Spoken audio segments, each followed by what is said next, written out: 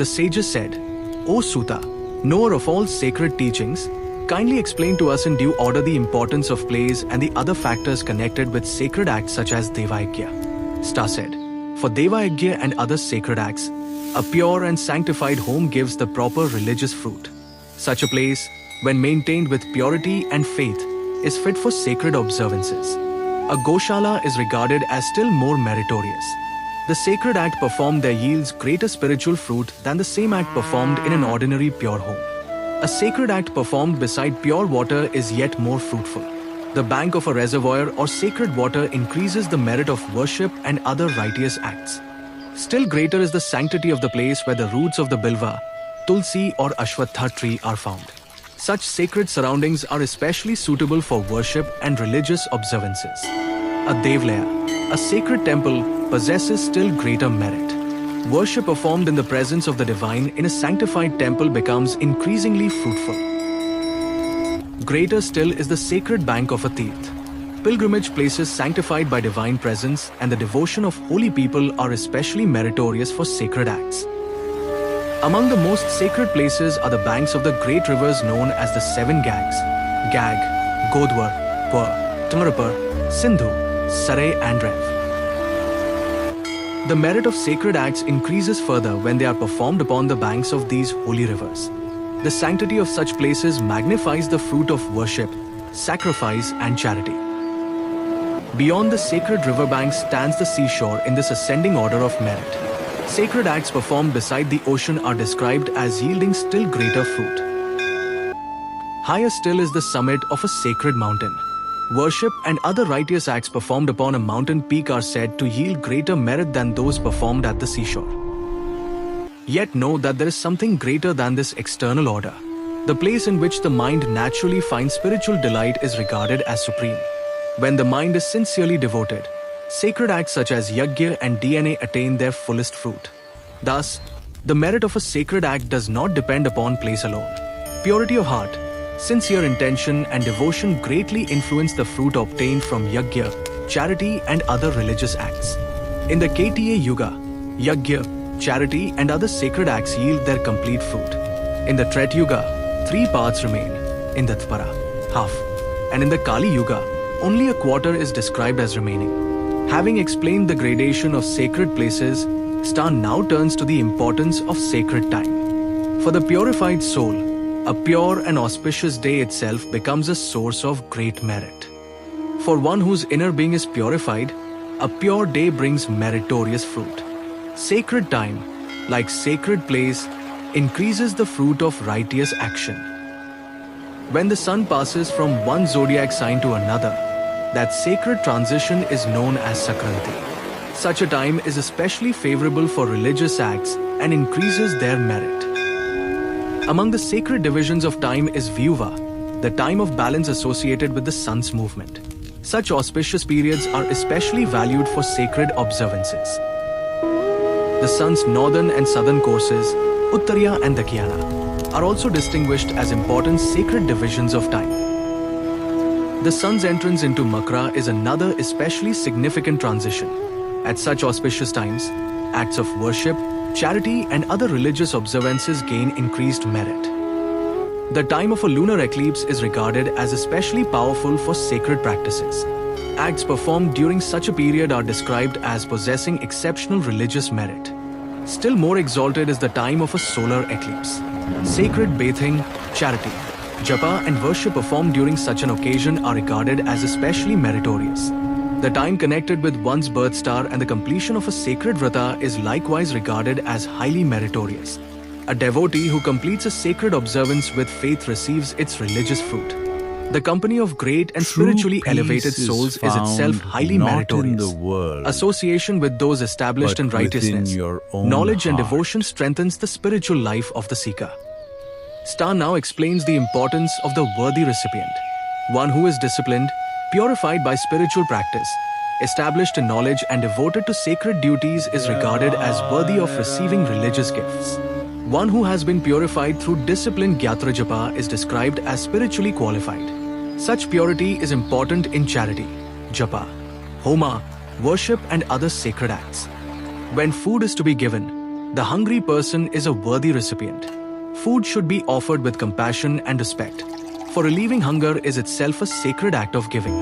Star then describes the merit of charity and the importance of giving properly, with faith and according to one's means. Food, clothing, grain and other gifts should be offered respectfully to worthy recipients. The wise should constantly practice austerity and charity and offer shelter and hospitality according to their capacity. Verbal worship consists of the recitation of mantras, hymns and japa, while worship through physical acts includes pilgrimage, fasting and other sacred observances. Whatever is performed, whether great or small, becomes spiritually fruitful when offered with devotion to the divine. When sacred actions are performed with the understanding that they are offerings to Vara, they lead to the highest spiritual fruit. The wise person gains noble results in this world and the next, and through the spirit of offering all actions to the Lord, attains the fruit of liberation. Whoever hears or recites this chapter develops discernment concerning dharma and the attainment of spiritual knowledge. On sacred Mount Kailas, the sages approached Lord Shiva with great reverence. They wished to know simple and holy means by which devotees might worship him. Surrounded by Parvati and the divine assembly, Shiva listened compassionately. The peaceful atmosphere of Kailas became filled with the spirit of devotion. Lord Shiva then revealed the sacred glory of worshipping the Parthiva Linga. He taught that sincere worship offered with faith is pleasing to him. Such worship does not depend upon great wealth or elaborate possessions. A devotee's purity of heart is the true foundation of Shiva worship. Devotees respectfully gathered clean and pure earth from a sacred place. Before taking the soil, they bowed to Mother Earth with humility and reverence. The clay was treated not as an ordinary substance, but as something sacred. With faith and purity, it was prepared for the worship of Lord Shiva. With devotion, the devotees gently shaped the purified clay into a shivalinga. Their hands worked carefully, while their minds remained fixed upon Mahadev. The simple earthen form became sacred through faith and remembrance. Thus, devotion transformed a humble offering into an object of worship. The newly formed Parthiva Linga was respectfully placed upon a clean altar. Pure water, flowers, bilva leaves, sandalwood and other offerings were arranged. Lamps were lit, and the sacred place was purified with reverence. The devotees prepared their hearts and surroundings for the worship of Shiva. The devotees performed abhishek with pure water upon the earthen linga. They offered bilva leaves, flowers, incense and other simple offerings with faith. Their hearts were filled with remembrance of Lord Shiva as they worshipped him. The sacred name of Shiva resounded in the atmosphere. Om Namah Shivaya. As the worship continued, divine radiance appeared around the sacred linga. The devotees felt the gracious presence of Lord Shiva in their hearts. Mahadev, pleased by their sincere devotion, bestowed his compassionate blessings. Thus it was revealed that heartfelt devotion is greater than costly offerings. In one place, a wealthy devotee prepared an elaborate worship filled with precious offerings. Elsewhere, a humble devotee prepared a simple Parthiva Linga with loving faith. The outward offerings were very different, yet the hearts of the worshippers mattered most. Before Shiva, devotion, not wealth, was the true measure of worship. The humble devotee offered only pure water and a few sacred bilva leaves. With folded hands, he remembered Lord Shiva with complete surrender. His eyes filled with tears as his heart overflowed with love for Mahadev. Though his offering was simple, his devotion was deep and unwavering. The wealthy shrine was filled with magnificent vessels, flowers and costly offerings. Yet the worshipper's mind remained distracted by pride and worldly possessions. External grandeur alone could not create the purity required for true worship. Without devotion, even abundant offerings could not equal a humble heart. Divine radiance filled the sacred place, and Lord Shiva manifested in his glorious form. The devotees listened as Mahadev revealed the importance of sincere devotion. The wealthy devotee understood the limitation of pride and external display. All present realized that true worship arises from faith, humility and surrender. Through sincere worship, devotees received the blessings of Lord Shiva. Their fears and obstacles were overcome, and peace entered their hearts and homes. They gained strength to follow the righteous path with faith and devotion. Above all worldly blessings, they received the grace of remembering Mahadev. The sacred worship of the Parthiva Linga is open to all sincere devotees. Children, elders, householders, ascetics, kings and ordinary people may worship Shiva with faith. The simple earthen linga makes devotion accessible even to those without great wealth. Before Mahadev, sincere hearts are united in the same path of devotion. After completing the worship, the devotees respectfully offered the Parthiva Linga back to nature. The earthen form was immersed in sacred water or returned reverently to the earth. Thus, the clay returned to the elements from which it had come. The act symbolized the sacred cycle of creation, worship, and dissolution. As the sun rose over the sacred river, devotees continued their remembrance of Lord Shiva. Countless Parthiva Lingas stood as symbols of faith, simplicity, and surrender. The Lord does not measure an offering by its material value, but by the purity of the heart. Even a simple earthen linga, worshipped with unwavering devotion, can become a means of receiving Shiva's infinite grace.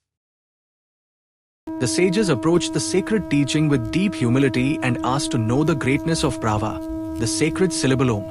They also sought to understand the profound mysteries associated with Shiva and the path of devotion. Their question was sincere and profound, for the knowledge they sought was not ordinary knowledge. It was knowledge leading the seeker beyond worldly existence toward the Supreme Lord. The sages said, "O great sage, please explain to us the greatness of Prava. Tell us the supreme significance of this sacred syllable and its place in the path of spiritual realization." Star replied that this was a most appropriate and profound question. Such knowledge is ultimately known through the grace of Mahadev himself. Thus began the sacred exposition of Prava and the path of Shiva worship. Prava, the sacred Om, is described as the subtle and supreme form of the mantra. The Purana teaches that the one-syllabled Prava represents the subtle form, while the five-syllabled mantra represents its manifest form. Thus, the subtle and the manifest are not separate realities. The sacred sound leads the seeker from outward practice toward the deeper realization of Shiva. The glory of Prava is presented as a powerful means for crossing the ocean of worldly existence. Through remembrance and disciplined spiritual practice, the seeker gradually becomes purified. The sacred mantra is not merely a sound to be uttered. It becomes an instrument through which the mind turns toward the divine. The aspirant moves from attachment to spiritual awareness, from ignorance toward knowledge, and from worldly bondage toward liberation. The teaching now turns toward the deeper meaning of Prava. Om is the subtle, one-syllabled essence, while the five-syllabled mantra expresses that sacred reality in manifest form. In this way, the Purana connects the inner contemplation of Prava with the devotional practice of mantra japa. The seeker who understands this relationship gradually turns inward and seeks the eternal presence of Shiva. The sacred five-syllabled mantra is Namah Shivaya. The teaching declares that the Panchakshar should be accompanied by Prava. Thus the devotee chants, Om Namah Shivaya. The mantra is presented as a supreme means of spiritual practice. Through devoted repetition, the aspirant receives purification and progresses toward the grace of Shiva. The five-syllabled mantra represents the manifest form of the sacred teaching. The devotee should therefore approach the mantra with understanding, purity, discipline, and devotion. Its practice connects the outer act of japa with the inner remembrance of Lord Shiva. The mantra becomes a bridge between worship and spiritual realization. The Purana emphasizes the power of repeated japa.